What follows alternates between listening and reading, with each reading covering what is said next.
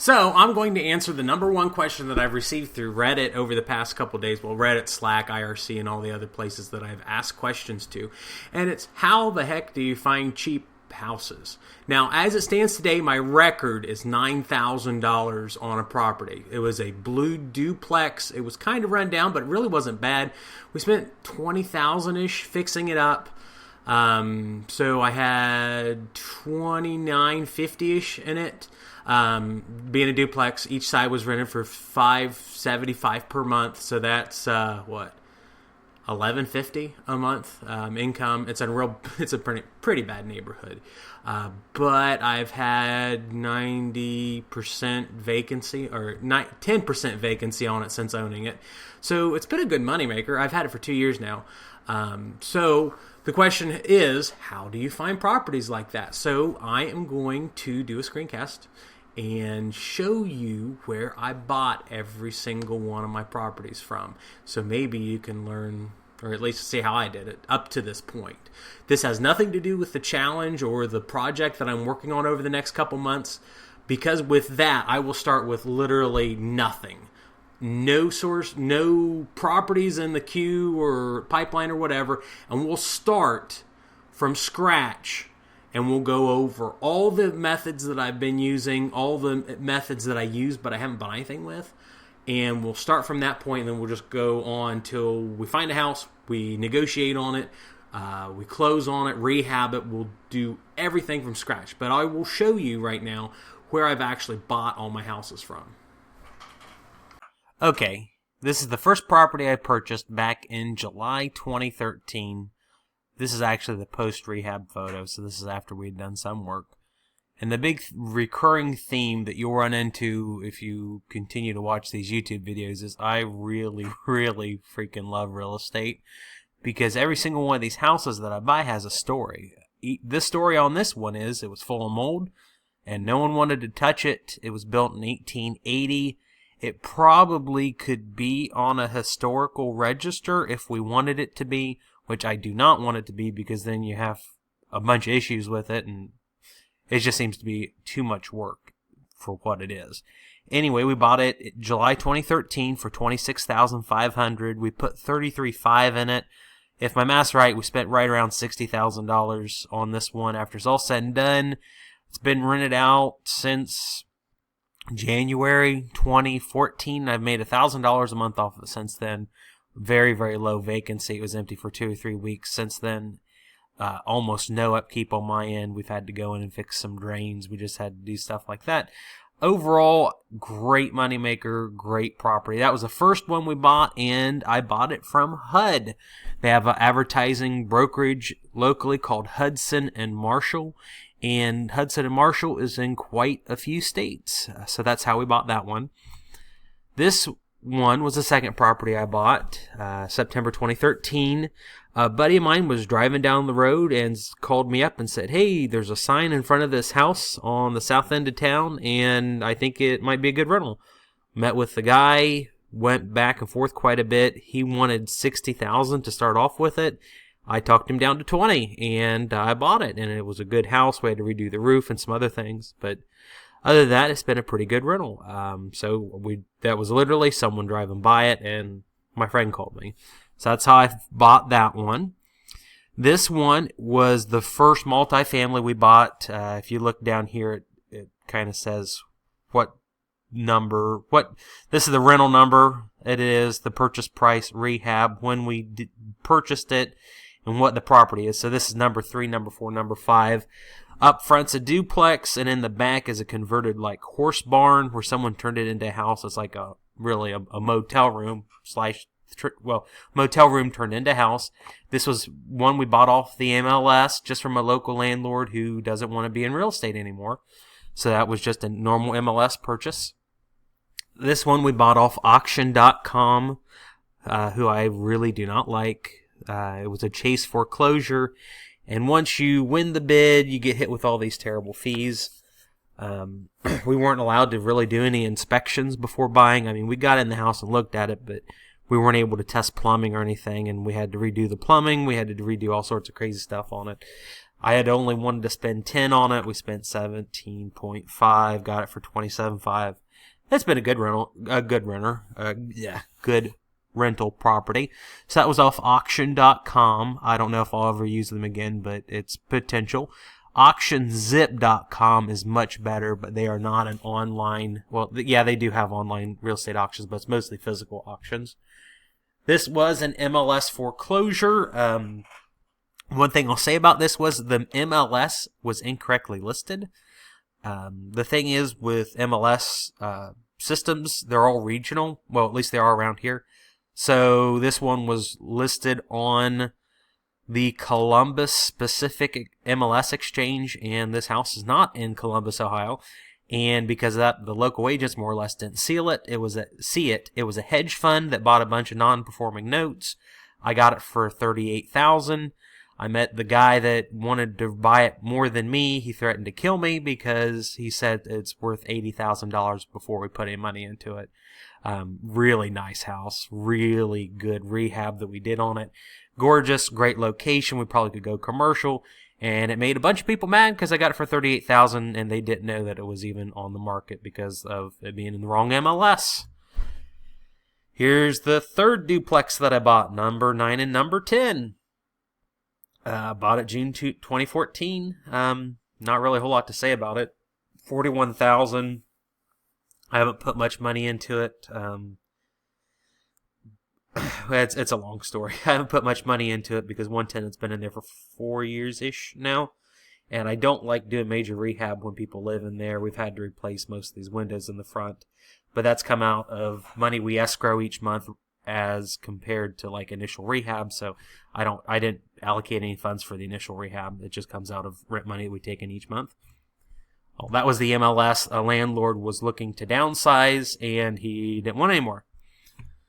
This was a MLS standard foreclosure. It had been on the market for a little while. We lowballed him, got it for $42,000.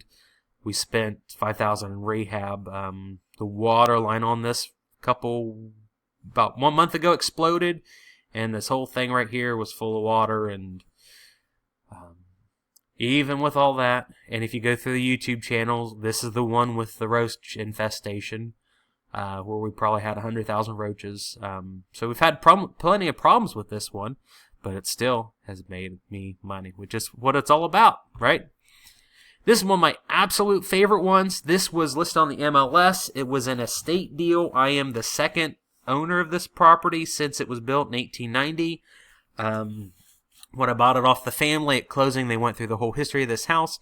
There's something so freaking cool in here. There were messages written on the under the paneling inside the house, and when we tore it off to repaint, we saw messages, and they were dated like 1953. So rather than paint over them, I had the guys go and they took wood trim and they made a picture frame, and we framed in the messages that the workers had written inside the house from the 50s when they had put the wall coverings on before. We made a little half bedroom up here at top to turn it into like a Cape Cod. It was an estate deal, $23,000, which was an absolute steal, but it's in a kind of iffy neighborhood, so no one wanted to buy it. That was just on the MLS. I lived next to this one. The owner died. The estate had it, and rather than giving it to an agent or auctioning it off, they just put a sign in the yard, and I talked them down. They wanted $50,000. I talked them down to $37,000. We overpaid for this one. They say that you make money buying, not by selling, and that's true because we overpaid for this one, and it's been problems. A lot of problems with it, but oh well, that's life. So this was an estate deal. This one was a landlord. I own actually 11 rentals on this street. This one was a landlord. The tenants had busted out all the windows and had tore the toilet out. And in between those things happening, he never wanted to be a landlord ever again. The house sat vacant for 2 years. I think he had $80,000 in it, and I picked it up for $41,000. This one was a foreclosure. This is the one they cut the electric service panel out after we had won the bid on it. I got it for $12,000. We initially had an accepted bid of around $18,000, but then whoever it was came in, cut the wiring out of it, and we talked them down another $6. It was an interesting ordeal. That was just MLS on the foreclosure, and we closed on that one, and this one, the next one coming up on Christmas Eve, 2014. This is another Hudson and Marshall foreclosure, HUD listing with Hudson and Marshall. This is the biggest rental I have. It's 3,300 square feet, 6-bed, 2-bath, 2-car garage, full basement with 2 staircases inside, and I got it for a whole $19,000. I put $27,000 in it. It's been an okay moneymaker. Last 2 tenants I've had. The tenant that's in there now is a good guy that works for me, but the last 2 before were problematic to say the least. And this place has been totally trashed twice since buying it. This is one. This was a out of area MLS foreclosure. It was listed, I think, on the Dayton MLS. And once again, I do not live in Dayton. I'm kind of right outside Columbus.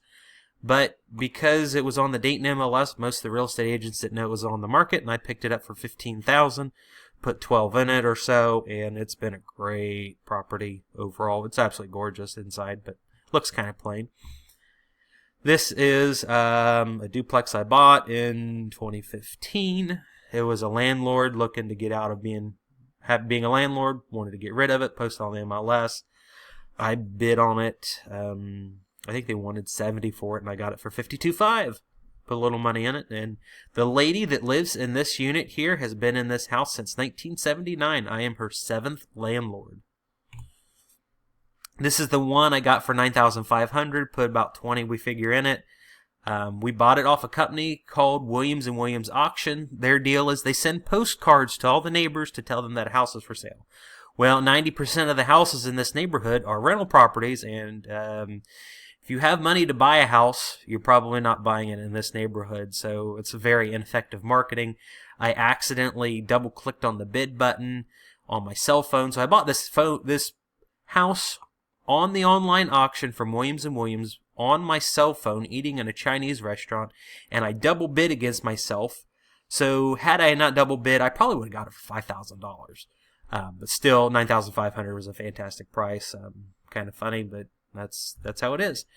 This one, I don't have any exterior pictures because we rented it out the day we closed on it, I think, because it was in such a desirable neighborhood.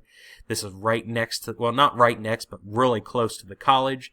If you'd look the other way, this is looking south on the steps. If you look north on the steps, there's a $250,000 house. Actually, this price is wrong. I picked it up for $20,000. It's carried over from the last. No. Those prices are wrong. I bought it for $21,000. I put $15,000-ish in it. Most of the money was spent on this deck. We built this nice big giant deck because what was there before was falling off the hill. That's number 23, number 24, number 25. Oh, and with this one, let me go back to it because it's the same deal on most of these ones going forward. In 2016, I started participating in the local real estate landlord association and started working with a lot of other property owners. And my name's kind of got out there to the point that I'm getting calls on a regular basis from people saying, "Hey, I hear you're a landlord, Brandon. Come here and take a look at a property and buy it." I'm real good friends with this guy. He's buying properties and wanted cash that day to complete a flip. And I said, "Well, send me the one that's on the hill, and I'll give you $20,000 for it." And he said, "Okay," and I bought it for $20,000. Good deal. Same deal, almost here. Another landlord wants to get out of real estate. Had this duplex. It's actually 3 stories, but the 3rd story's unfinished. We think we're going to do it. We're going to finish it out, and if we do that, it'll be a 5-bed, 2-bath per side, probably like 2,000 square feet per side, all for $45,000. We put up just only $2,000 in it because it wasn't in that bad shape. Once again, sphere of influence, a landlord called me up. This one is another sphere of influence. A landlord called me up.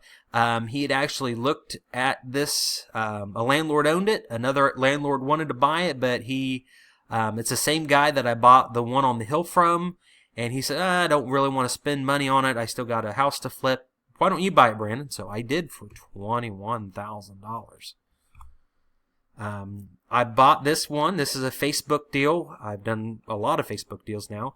Number 27, 28, 29. It's a duplex plus a single family detached on one lot. The lady that owned it, actually, I used to go to church with, and I had no clue that she was selling all of her rentals, but I found out the hard way she is. Here are 2 houses and 1 lot. A guy sent me a message on Facebook through my real estate page and said, "Hey, I've got 2 houses. Why don't you buy them?" And I told him, "Well, I'll give you $15,000 a piece." And he took it, and I set back $2,500 a piece. So I spent $35 on buying 2 houses. They're really great shape, but the neighborhood's terrible. But oh well. Here's one of my last purchases. It's a quadplex. I got it for $37. Put about $23 in it as of today. It will be a great moneymaker once it's all done.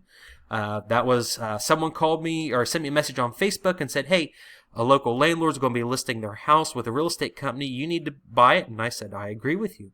And they were asking $50. I made them an offer of $37. They took it out of the gate, which is usually a bad sign.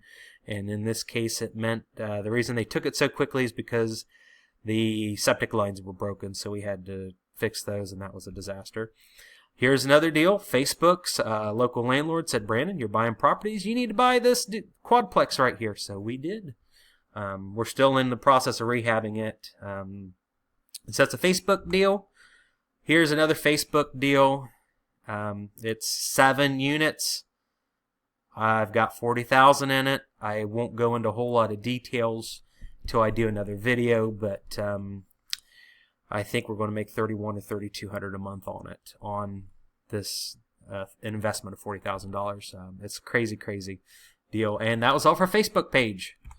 Here's the last 2 I bought. Facebook messages again. Please buy my house. Please buy my house. We're in the process of rehabbing these right now. Okay, so that is like the last, 49 properties that I've bought, or 49 rentals that I bought. It excludes the last 2 that I've bought. They're in contract now. We're supposed to close in March, but I don't know, there was a 15-minute limit or something like that. The video thing stopped. Anyway, if you have questions about any of these properties, just put something in comments. This is the first video that I've uploaded that's content-based type to kind of give everybody a little bit of a preview as to the content of this channel. So if you have criticism and feedback, give it to me, because I don't mind it at all. So anyway, if you like the content, subscribe. If you don't like it, tell me how to improve it, because I am all for improvement. I like self-improvement. So subscribe. I'll talk to you later.